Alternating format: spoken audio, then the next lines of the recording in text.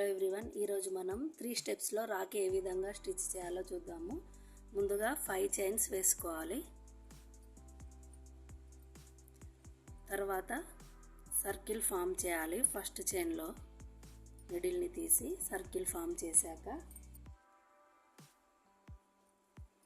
Chain 2 total ఈ సర్కిల్లో 10 times double crochet వేయాలి. సెకండ్ రౌండ్లో చైన్ 2 సేమ్ స్టిచ్లో 1 DC, ఇలా ప్రతి గ్యాప్లో 2 DC వేసుకుంటూ వెళ్ళాలి. ఇలా సెకండ్ రౌండ్ చేయాలి. స్లిప్ స్టిచ్ వేసి చైన్ 1 వేయాలి. ఇలా ప్రతి చైన్లో స్లిప్ స్టిచ్, చైన్ 1, నెక్స్ట్ గ్యాప్లో slip stitch, chain 1, slip stitch, chain 1, ఇలా సర్కిల్ మొత్తం కంప్లీట్ చేయాలి.